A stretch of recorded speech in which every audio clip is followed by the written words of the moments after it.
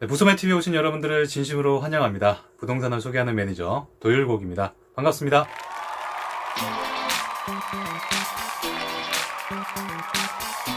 네, 얼마 전에 결혼을 앞둔 저 동생이, 남자 동생인데 전화통화를 잠깐 했던 적이 있었습니다. 결혼하고 나서 첫 신혼집을 어떻게 해야 되는지 고민이 굉장히 많았었는데요.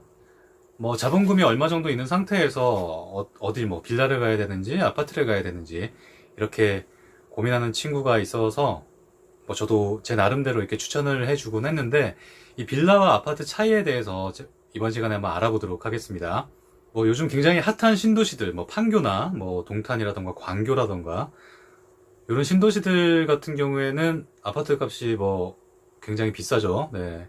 판교 같은 경우에도 잠실 아파트가 매매가를 넘어섰다 이런 뉴스도 나오기도 했는데, 그렇지 않은 신도시나 아니면 경기 외곽 혹은 서울에서 조금만 벗어나도 경기 지역 아파트의 경우에 3억 최저, 평수에 따라서, 층수에 따라서, 지역에 따라서 다르긴 하지만은 최소 3억대부터 구매를 하실 수가 있습니다. 아무래도 이제 서울에서 거리가 멀기 때문에 그런 거는 감안하셔도 될 것 같은데요. 부동산에서 가장 첫 번째인 입지로 생각을 했을 때, 서울 같은 경우 역세권 빌라의 경우에는 2억대에서 3억대면은 충분히 구매를 하실 수가 있습니다. 자, 그러면은 이 빌라와 아파트에 대해서 지금부터 한번 알아보도록 하겠습니다. 먼저 신축 빌라의 장점 같은 경우에는 가장 첫 번째가 아파트 대비한 실입주금, 가장 저렴한 실입주금 말씀을 드릴 수가 있겠습니다. 굉장히 좀 저렴하죠, 아파트 대비해서. 이 말은 이 신축 빌라의 장점 같은 경우에는 아파트의 단점이 되겠고요. 신축 빌라의 단점 같은 경우에 또 아파트의 장점이 되겠고요. 일단 신축 빌라의 장점 같은 경우에는 분양을 받으실 때 가격이 굉장히 저렴합니다, 아파트보다. 이제 내가 실제로 들어갔을 때 실입주금이 굉장히 적어진다는 거. 두 번째로는 관리비가 굉장히 아파트보다는 저렴합니다.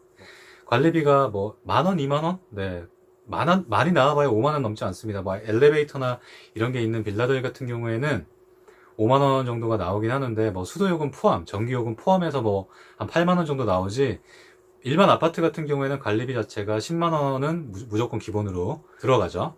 또 요즘 신축 빌라들 같은 경우에는 구해조음주를 보셔도 아시겠지만은, 저도 이제 구해조음주를 보면 저 구조 되게 잘 빠졌다라고 말을 많이 하곤 하는데, 아파트처럼 지어져 있는 빌라가 굉장히 많습니다. 직접 살 집에 한번 들어가 보시고, 중개사 분들하고 같이 들어가 보시면은 구조가 잘 빠진 집들, 되게 편리하겠다라고 생각하는 집들은 거의 다 보면은 아파트형 구조입니다. 그런 빌라들이 굉장히 많기 때문에 굳이 아파트가 아니더라도 나는 빌라에 살아야 되겠다 하시는 분들은 괜찮습니다.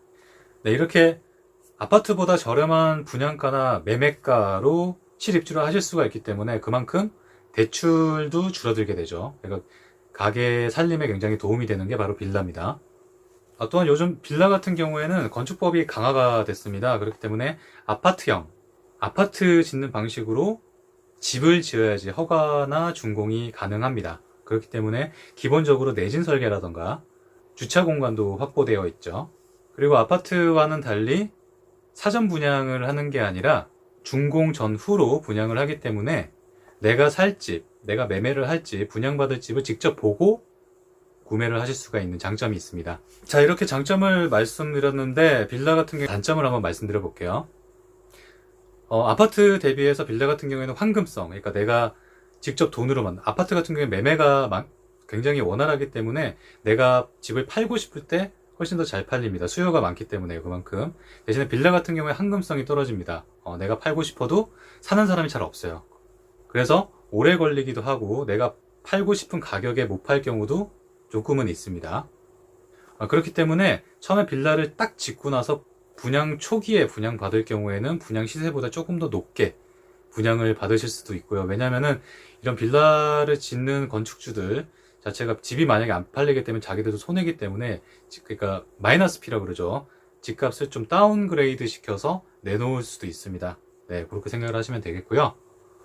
다들 그런 건 아니지만은 테라스 불법 확장이라던가 불법 복층 같은 경우에도 아주 문제가 됩니다. 건축법에 위반이 되기 때문에 이런 걸 모르고 만약에 분양을 받으셨을 경우에는 나중에 구청에서 행정관청에서 신고가 들어오게 되면 불이익을 받으실 수도 있다.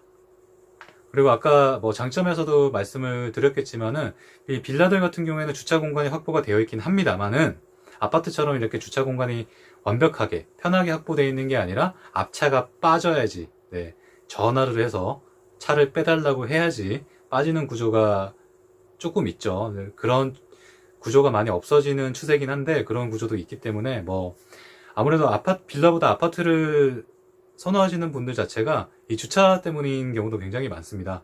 네, 이런 것도 감안을 하셔야 되겠고요. 아파트 같은 경우에는 관리사무소가 있죠. 그렇기 때문에 아무래도 관리가 더 잘 되겠죠. 빌라 같은 경우에는 관리사무소가 없기 때문에 이 관리, 뭐 공용구역에 뭐 계단 청소라던가 혹은 뭐 수도가 어디가 터졌어요. 하수도가 터졌습니다. 이렇게 됐을 때는 입주민들 전체, 그 빌라에 사는 입주민들 전체가 회의를 거쳐서 해야 되기 때문에 모일 공간 자체도 없을 뿐더러 모이기도 쉽지가 않겠죠. 네, 이런 어려움도 있습니다. 물론 이 빌라들 자체도 뭐 아까 제가 황금성이 떨어진다고는 했지만은 주변의 아파트 시세에 따라서 빌라도 당연히 가격이 상승을 합니다. 하지만 진짜 시색 차익형 부동산처럼 아파트만큼 그렇게 많이 오르지는 않는다는 거, 네, 요런 걸 유념해 주셨으면 좋겠습니다.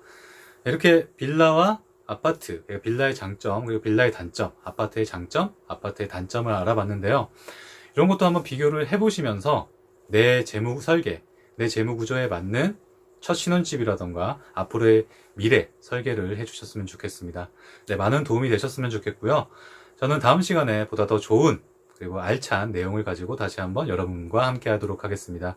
함께 해주신 여러분 고맙습니다. 남은 하루 부여하세요.